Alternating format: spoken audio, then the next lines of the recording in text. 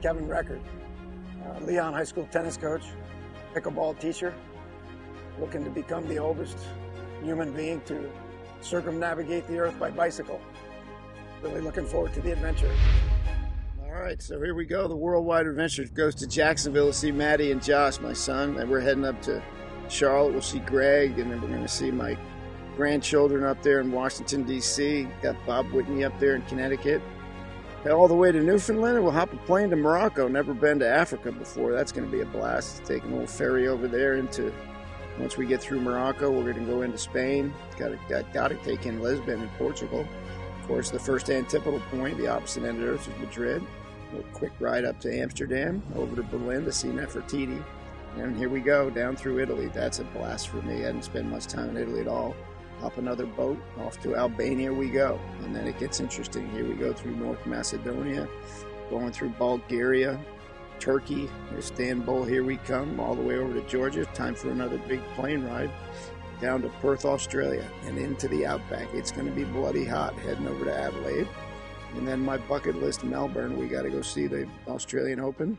And then up the coast, we're going to go see some friends in Sydney. Go all the way up to Brisbane, see some more folks of the Aussies, and then poof, here we go. My parents always talked about New Zealand being one of the most beautiful places they ever visited. I can't wait, never been there before. And then boom, another big plane ride. We're back in the United States of America. Fairbanks, here we come. Down into Anchorage. This is a little bit of familiar territory as we head to Juneau next. And then we're going to catch the second half of the Trans Am. We're going to go Astoria all the way to Pueblo, Colorado. And down to see my good friend Suzanne in Houston. And then slide right across to Tallahassee, and there we go, all the way around the world.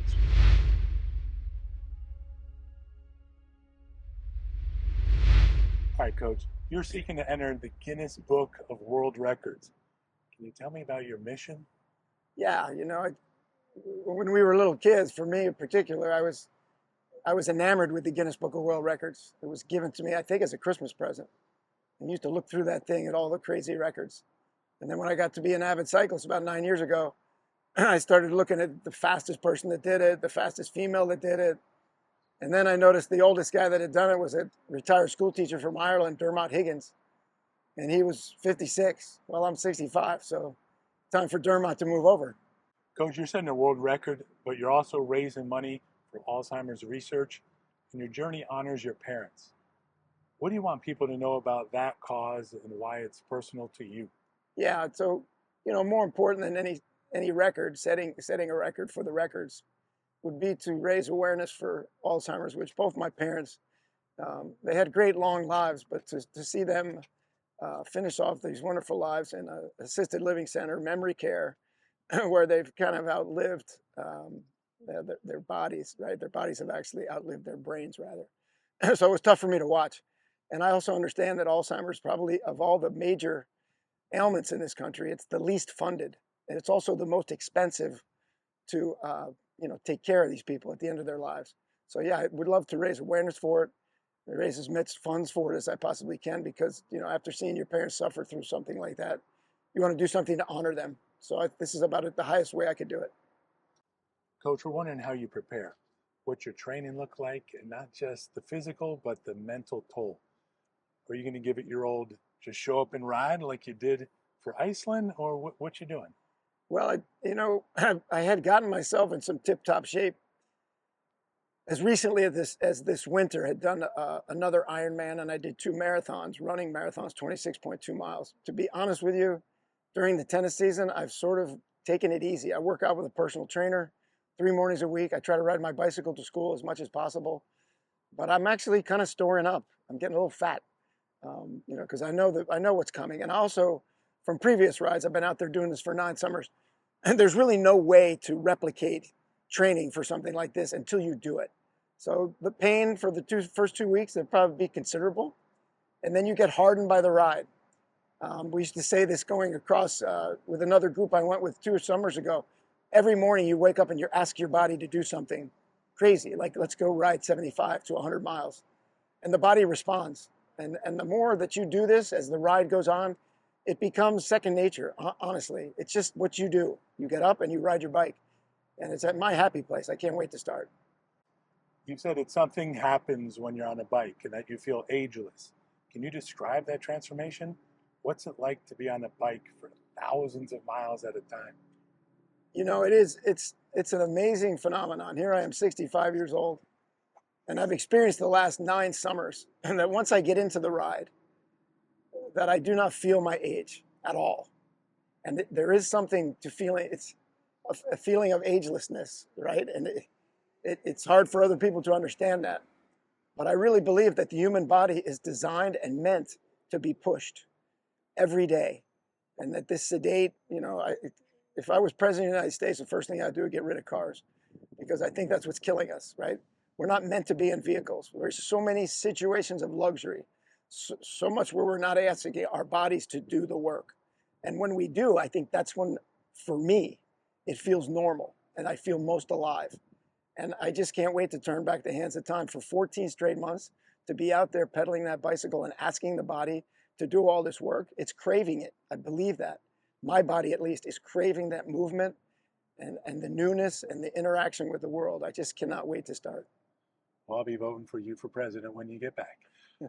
You'll have your trusty bike with you, trusty, seasoned, hardened bike.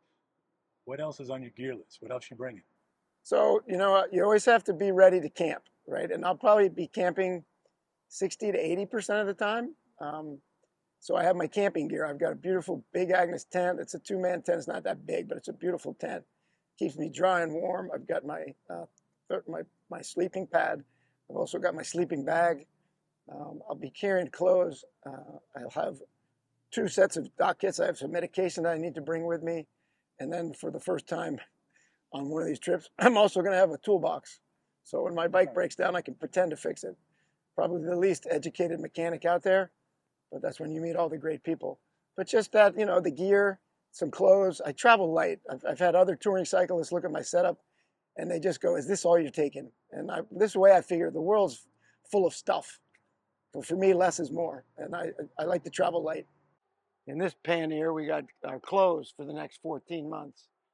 So we'll pick up some warmer clothing when it starts to get cold there in Turkey and Georgia. But for now, we got, you know, cool, nice, got a sweatshirt in there. I like to bike in my tennis shorts. We'll have some backup tennis shorts, got some bike shorts in there, a couple bike jerseys. But my clothes will be back in here. And then back this side, we're going to have, that's where we'll carry all the camping equipment. The Big Agnes tent. We got the nice sleeping pad in there. We got our sleeping bag hiding in there, and a nice sleep mummy. So if it gets chilly at night, we put the mummy on. We'll be good to go. And now these guys up front, these little guys up front, we'll keep all the toiletries, medication, everything up front left here. So that'll be that, plus some food up there. So the bears, if they get hungry, they can nibble on that one. And then up right front here, we'll do electronics. And then we'll also do that, you know, since I'm such a wonderful bike mechanic, we'll have our spare tubes in there and every other piece of equipment that I don't know how to use when I break down. So that's pretty much it. And then we got up top, we got the phone so we can navigate and get lost. We got a battery pack here. I have 3 of those. That's up there in the electronics bag. And then my Garmin so we can calculate all that mileage for the Guinness Book of World Records. That's pretty much it. I got my light, got my flag, got my flashing lights. We just hope everybody sees me. Can you describe just a typical day on the road? What's it like? Riding, eating, sleeping, tennis? Yeah. So there's nothing like sleeping in a tent for me, under the stars. Again, I think this is how we're designed. I like to go to bed when the sun goes down. I think that's the way we're designed. It is for me. So when it gets dark, I'm in there and I'm going to bed. First crack of light, I'm up. Sometimes before the first crack of light. I do love coffee, and I like to spell that with all capital letters wherever I go. I do like to have some coffee. If I don't go to a coffee shop, I will have some coffee with me. I'll boil some water, have some coffee, and then I'll blog. I like to write every day. First thing, it's sort of my gratitude from the day before. I recount the people I saw, the things that I encountered, and it's my gratitude list. And I was a writer for 20 years, so that's how I start the day, with my coffee and blogging, recounting the previous day. And then I'll get out on the bike. And, you know, the things, this is why I feel alive so much, because I'm not exactly sure what I'm going to see, who I'm going to meet, and where am I going to sleep. I'm not an ultra planner either. I like to wing it. I like to, if I'm feeling it and I'm feeling the groove, I may go 100. If I'm not, I may stop after 40 or 50. And I'd like to have that flexibility, and my body does too. So then, I'll find a place to eat. If I have food on the bike, I like to carry oatmeal. I like to have, peanut butter and tortilla all the time. It's nice and light to carry on the bike. And there's plenty of places to stop and eat as well. But that'll be my routine each day, stopping for lunch, and then finding a place to eat dinner. And along the way, I hope to play as much tennis as possible. And again, for the first time, I'm bringing my pickleball paddle. That's exploded. Paddle's really big in Europe, so I'm hoping to play that too. Love sports of all kinds. Don't be afraid to keep going through the middle. There's another missed feed. I think maybe we should all serve underhand tomorrow. Awesome. So in the past, you've written beautifully about each of your journeys. You mentioned about journaling in the morning. Can you tell us maybe a little bit more about that process? Is it on paper? Are you putting it in a computer? Are you typing? Is it a kind of hybrid? No, it's I don't carry a computer with me. Again, I travel light. I have an iPhone. I'll have a backup iPhone for this trip, but I will type with my thumbs on my phone. Sometimes I talk to text, but mostly I type. So I will sit in the tent sometimes with my coffee. Or what I really like is going to a nice coffee shop, finding a nice quiet spot, sitting down and reflecting on the previous day.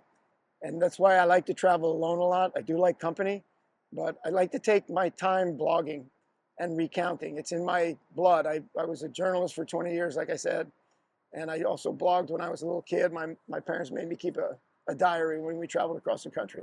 So it's just my way of saying thank you to the previous day. And I just do like capturing what I've seen and experienced. Round and round we go. Where we stop, nobody knows. You mentioned tennis, pickleball, paddle. What is it about tennis that connects you to your journey as a cyclist and to others along the way on your adventure? Yeah, so tennis is a universal language. I have countless experiences walking into clubs, telling them I'm a tennis coach from Florida. I would just love to hit with somebody. And I would say 95 to 100% of the time, someone has come out of the woodwork at the club and they will hit with me. I've often had lunch. I like to recount the experience I had in Amsterdam where I walked into a private club. It said members only. And I just walked in anyway. And I asked someone to hit with me and I ended up staying there for 8 or 9 hours. And I had lunch with the folks. And then we played some more tennis. Then I had dinner. And then we played a little more tennis. Then they gave me a tour. They had bicycles. That's how people in Amsterdam travel. They gave me a tour of the city. Went back to one of their houses. We had one more beer, capped off the day. But it's just a great way. My dad used to say, when you walk onto a tennis court, we all become the same. So tennis it's a universal language, and it breaks down all the barriers. It's a terrific way to meet people. So plan to play as much of that as possible. So we've got Amsterdam, and I heard that once you were biking on the German Autobahn. Yeah. What are the strangest or most awkward place that you've accidentally ended up on a bike? Yeah, well, I wish that in 2018, I biked with my recumbent. And I told my kids, my two boys, Kyle and Josh, when I got done, I said, I wish I'd had somebody over my shoulder that could have videotaped where that bicycle went. I mean, we're talking like through woods. In Google Maps that year, and I don't know how I'm going to navigate, mostly Komoot probably this time around, but Google Maps put me on the wrong property, put me on the wrong trails, I got lost so many times. The name of that journey was, Lost Coach on a Bike, but what we came to call it was, lost and loving it. Because when you get lost, then you don't know who you're going to meet. But I remember a guy in France, actually, I was trapped in an apartment complex. I couldn't get the bike. I had pigeonholed my way. He helped me lift the bike up over a fence so that I could keep on my journey. So, the Autobahn was rough. In Japan, I also both of those times I got pulled over by the police. When I was in Japan, they actually put me in the back of a police car. I don't know if it was a police car. It was more like a safety. They gave me like a 25-mile ride because I was on a highway that I was not supposed to be on. So I tend to get lost, but that's when the adventure begins. All right, speaking of adventure, I know you're planning on attending the Australian Open. What other sites or events are you most looking forward to? Yeah, for sure. In every country, I hope to take in some live music. I love music. So that'll be on the checklist. I have a very good friend that she's going to direct me to art, right? So that I can educate myself on the most beautiful art in the places that are within my striking zone on my travels, on my trail, my route. I'll take in that art. I want to see football over. We call it soccer. They call it football over in Europe. I was blessed in 2018 to be there during the World Cup, but I'd certainly like to go to another football match, cricket, any live sporting event that I can see. When I'm in the United States, in previous trips, I've gone to see baseball games. So tennis is just one, but if it's got a ball involved, even track meets, anything that I can see. So live music, for sure, art, and then as many sporting events that I can see of any different kind. Looking forward to that. Another day in paradise. Are we going to do a little bit of rapid fire? Yeah. Headwinds or hills? Definitely hills. There's nothing worse than a headwind that would make you want to stop biking. Sometimes it does. More painful, tennis elbow or saddle soreness? It's weird. So I've never had saddle soreness. Very minimal. I have calluses that I develop over time, but I've had no problem with sitting on a saddle. So tennis elbow. Tent, hotel, or friends' homes?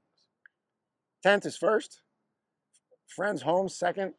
And I like a nice warm bed too every once in a while with a good shower and a firm mattress. You've been through a ton of countries on your bike already. Favorite country so far? Ireland. The people in Ireland, the key with them is they always have time. And they're very curious. They want to know about your journey.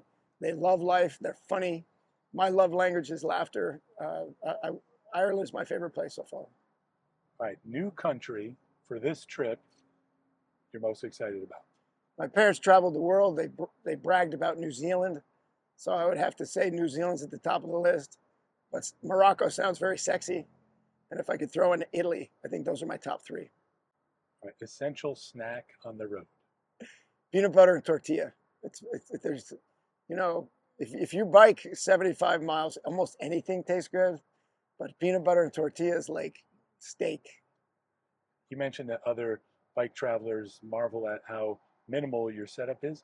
You got any luxury items? I don't think I have any luxury items. When I did the Continental Divide, I did that in the same pair of tennis shorts. I didn't even wear bike shorts. I don't like bike shorts. So if there's a luxury item, it's my bike shorts, my tennis shorts rather. I don't like bicycle pants. Beautiful morning here. All right, and what do you be listening to? Is there a world record bike ride playlist? Yeah, I do. I have a playlist now that's up to about 8 hours. I started it about 3 or 4 years ago. It's called Finish Strong. I was on the Continental Divide, which was the most challenging ride I've ever been on because it was so mountainous on fire roads. But that playlist is called Finish Strong. Heavy emphasis on the 90s. Big fan of Mick Jagger and the Rolling Stones. And I do like my share of country music. Coach, you're on my adventure Mount Rushmore. Who's on yours? My mom and dad. Yeah, if we're up there, my mom and dad gave me everything. They're giving me this opportunity to honor them by going around the world. So those two are on there. And then my two sons, Kyle and Josh, are up there on that Mount Rushmore. Family is so important to me. And then my two granddaughters, Nell and Elise. I would say those 6 people are my heroes. What do you hope people will take away from watching you do this? Not just about cycling, but about life, maybe aging, and embracing challenges. I've had so much loss in my life over the last 6 years. And to me, the finite matter of life, that it's short. I'm 65 years old. This thing doesn't go on forever. So, when I decided to go across the country the first time, my dad said, well, you better go now. And if he were still here and I can still hear his voice, and I would say to him, I'm going to go around the world, he would say, you better go now. And I would also say this too, you're never too old to chase your dreams or to do anything. And that, I think as long as we have a purpose to life, that drives us. And I'm incredibly driven by this mission to honor my mom and dad. And that makes me feel incredibly alive. So I don't think it's ever too late to chase your dreams and to feel fully alive. We want to participate with you a little bit on this as much as we can. How can we follow you and how can we help contribute with donations? So I have a good friend who's developed a website for me. It's called Crazy Coach, the number 4, The Records. My parents' last name was Records, so it's Crazy Coach, numeral 4, The Records. On there, You'll see the donation link. There's a story about my embarking on the journey of a lifetime. There's links to my Facebook page where I'll be blogging every single day and posting pictures and video. There's also a link to Instagram where I'll be posting a photo of the day with a cut line, a caption rather. And then the kids here at Leon High School have got me on TikTok. So I'll be doing a TikTok video every day. You can follow me on TikTok. And then I also have a YouTube channel called Scrappy Tennis. So yeah, but I hope not to spend too much time on social media. That should be some quick hits on some of that stuff. But yeah, that's how you can follow the journey. All right, Coach. Best of luck. Thank you. Can't wait to watch you do it. Beautiful. Thank you so much.